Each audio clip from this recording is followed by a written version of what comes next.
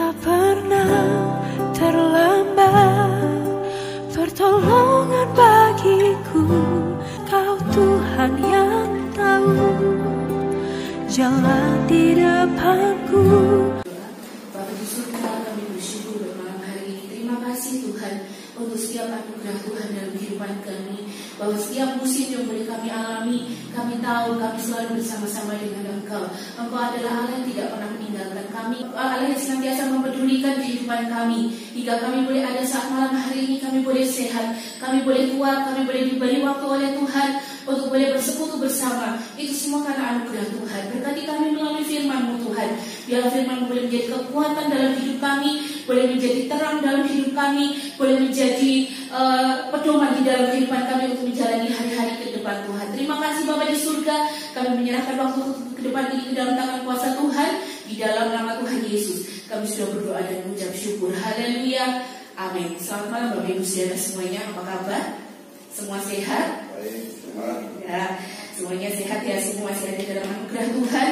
Kalau Tuhan mengizinkan setiap peristiwa yang boleh kita alami bersama, itu bukan satu kebetulan, tetapi ada rencana Tuhan yang indah dalam hidup kita ya. Di dalam kehidupan kita ini, kenapa sih kok ada virus corona ini ada? Kenapa kita kok harus diisolasi di rumah? Mungkin ada yang berbagai macam pertanyaan. Tetapi satu hal, Tuhan itu baik ya, Tuhan itu baik. Saatnya bagi kita untuk istirahat, saatnya bagi kita untuk rehat, saatnya bagi kita untuk bisa berkumpul dengan keluarga, saatnya bagi kita untuk banyak waktu berdoa, banyak waktu bersekutu, banyak waktu mendengar firman Tuhan. Supaya apa? Supaya setelah ini berlalu, hidup kita makin kuat, hidup kita makin kokoh. Saat kita beribadah, kita boleh beribadah dengan sungguh-sungguh. Saat kita memuji Tuhan, kita boleh memuji Tuhan dengan sungguh-sungguh. Itu suatu anugerah yang Tuhan berikan dalam hidup kita. Mungkin capek, banyak kesulitan yang kita hadapi, banyak tantangan, tetapi Tuhan tidak pernah meninggalkan kita. Satu ayat firman Tuhan akan kita baca malam hari ini di dalam 2 Raja-Raja pasal 5. Kitab 2 Raja-Raja pasal 5 ayat 1 sampai ayat yang ke-14. Bapak Ibu Saudara, kisah ini sering kita baca, sering kita dengar. Seorang panglima tentara Aram, itu seorang yang gagah perkasa, seorang yang luar biasa. Raja Aram pada saat itu adalah Raja Ben-Hadad. Raja Ben-Hadad ini sangat menghargai Naaman, karena kemanapun dia pergi berperang selalu mendapatkan kemenangan yang luar biasa. Tetapi pada saat itu Naaman ini sedang sakit kusta. Nah, ada sebuah kisah lain ketika tentara-tentara Raja Aram ini waktu pergi berperang, dia membawa seorang anak kecil, budak perempuan yang kemudian bekerja pada istri Naaman. Anak kecil ini mendengar bahwa tuannya itu sakit. Lalu dia bilang kepada nyonyanya, kepada tuannya, "Tuan, di Israel ada seorang nabi yang bisa menyembuhkan Tuan. Tuan pergilah ke sana." Malam hari ini kita akan belajar 3 hal dari si anak kecil ini. Kita akan fokus pada ayat yang ketiga. Dikatakan di sana, "Berkatalah gadis itu kepada nyonyanya, sekiranya tuanku menghadap nabi yang di Samaria itu, maka tentulah nabi itu akan menyembuhkan dia dari penyakitnya." Pada saat itu di Israel, di Samaria, ada seorang nabi yang bernama Elisa. Dia menggantikan Elia. Banyak hal yang Tuhan perbuat di dalam dan melalui kehidupan Elisa ini. Dan si anak kecil ini mengetahuinya. Alkitab tidak menuliskan bahwa gadis ini pernah mengikuti pelayanan Elisa. Alkitab juga tidak menuliskan bahwa gadis ini pernah mendengar kabar-kabar tentang Elisa mengadakan banyak mujizat. Tetapi yang di sini dituliskan, gadis ini datang kepada nyonyanya bilang, "Tuan, sekiranya tuanku ini bisa ke Israel, di sana ada seorang nabi yang bisa menyembuhkan." Gadis ini yang pertama Bapak Ibu Saudara, dia bisa mengenal Allahnya dengan baik. Bagaimana dia tahu? Ketika Elisa mengadakan banyak hal, menyembuhkan banyak orang yang sakit, mengadakan banyak mujizat, Tuhan berkarya dalam kehidupan Elisa. Gadis ini diam-diam dia merekam. Dan dia melihat bahwa di dalam diri abdi Allah, di dalam diri Elisa ini, Tuhan berkarya dengan luar biasa. Gadis ini mengenal siapa yang mengerjakan itu semua di dalam diri Elisa. Gadis ini tahu persis Allah yang mana yang mengerjakan banyak tanda mujizat, banyak hal ajaib di dalam dan melalui abdinya, yaitu Elisa. Tapi firman Tuhan tidak tuliskan itu. Baru muncul di sini. Dia mengatakan dengan pasti, dia mengatakan dengan lugas bahwa Tuanku, sekiranya Tuanku bisa pergi ke Israel, di sana ada nabi yang bisa menyembuhkan Tuanku. Berarti gadis ini mengenal betul siapa Elisa. Berarti gadis ini tahu persis karya Tuhan di dalam dan melalui hidup Elisa. Berarti gadis ini mengenal siapa Allahnya. Dia tahu bahwa ketika dia dibawa ke Aram, dia tidak bisa mengingkari bahwa dia tetap percaya kepada Allahnya. Allah yang menyembuhkan, Allah yang mengadakan mujizat, Allah yang menyertai, Allah yang melindungi, Allah yang membuat segalanya baik. Gadis ini tahu persis.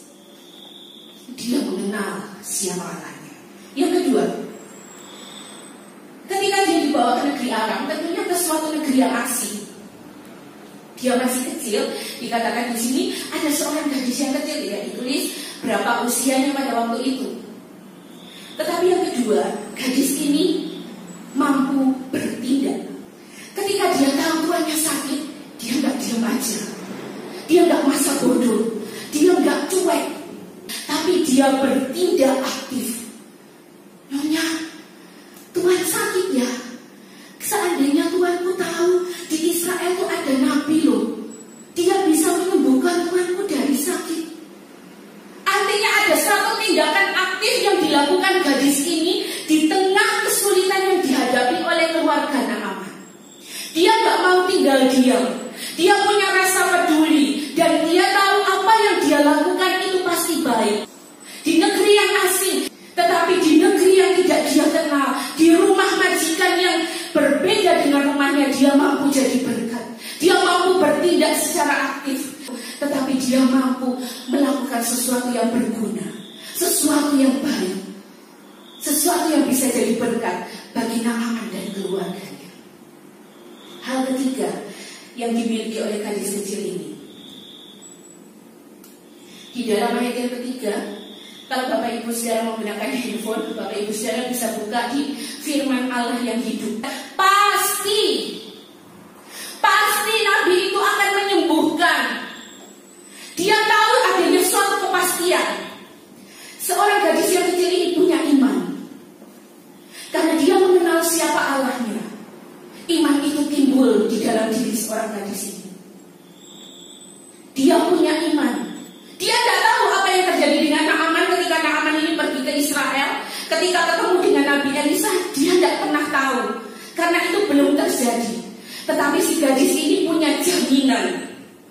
Bilang kepada nyonyanya bahwa, nyonya, sekiranya Tuanku ini pergi ke Israel, pasti Tuanku ini sembuh. Seorang anak yang kecil, dia mampu memberikan jaminan, mampu memberikan asuransi bahwa tuannya itu pasti akan sembuh dari sakit kustanya. Dari mana imannya? Dari pengenalan dia akan Allahnya. Sesuatu yang belum terjadi, tetapi dia mampu melihat ke depan karena imannya yang dimiliki oleh gadis ini. Roma 10 ayat 17, iman timbul dari pendengaran akan firman Kristus. Demikian juga di dalam Ibrani versi American Standard dikatakan bahwa sekarang iman adalah jaminan. Di sana dituliskan iman itu adalah asuransi dari hal yang kita harapkan, keyakinan akan hal yang tidak terlihat. Di dalam terjemahan firman Allah yang hidup, apakah iman itu? Iman adalah keyakinan bahwa apa yang kita inginkan akan terlaksana. Iman adalah kepastian bahwa yang kita harapkan sudah menantikan kita, walaupun hal itu belum dapat kita lihat sekarang. Bapak Ibu saudara yang dikasihi oleh Tuhan, situasi yang seperti ini siapa yang menginginkan? Tidak ada seorang pun yang menginginkannya. Tetapi ini terjadi dan kita pun mengalaminya. Kita mau lari, kita mau sembunyi, kita mau pergi kemanapun juga, kita akan mengalaminya, bahkan lebih parah. Situasi yang seperti ini tidak kita inginkan sama sekali. Tetapi satu cara yang bisa kita lakukan saat ini adalah kita menghadapinya. Seperti yang saya sampaikan di awal tadi, mungkin saat ini, saat bagi kita untuk merenungkan firman Tuhan, untuk semakin mengenal siapa Allah kita, untuk semakin mengenal betapa besar karya-karyanya dalam hidup kita. Di tengah situasi yang mustahil, mampukah Allah tetap berkarya?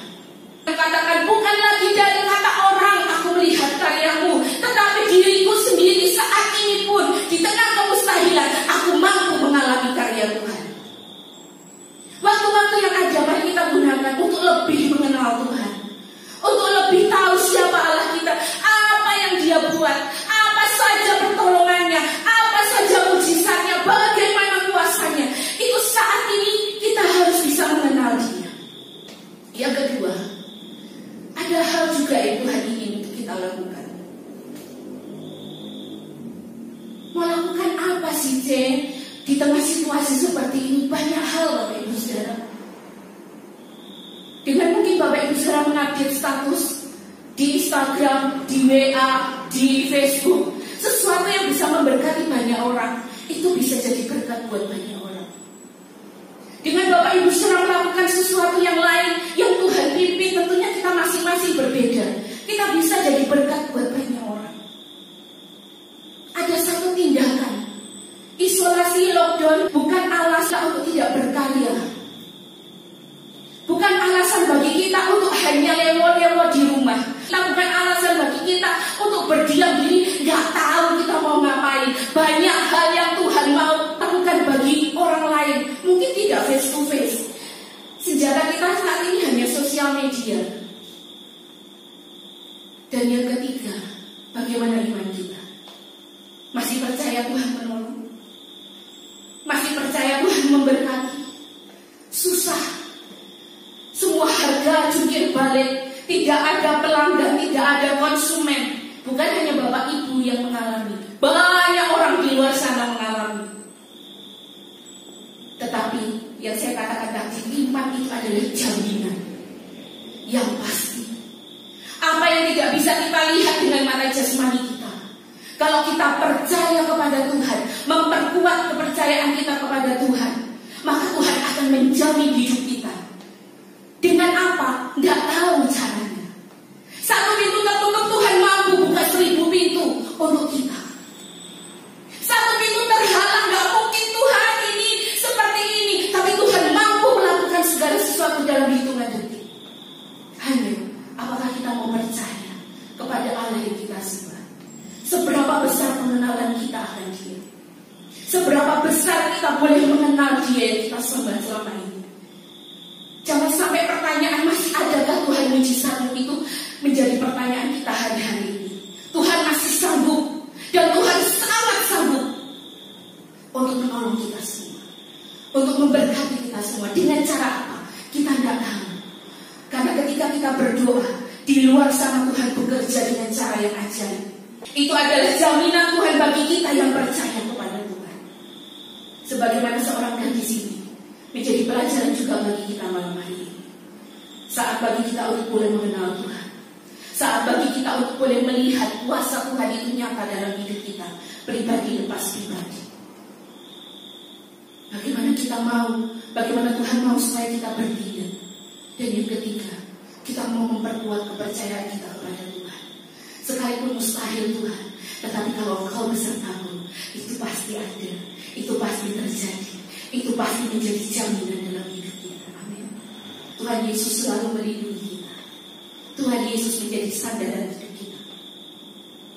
Di tengah masa sulit ini, ada Yesus, ada Yesus, ada Yesus yang bisa kita andalkan. Amin.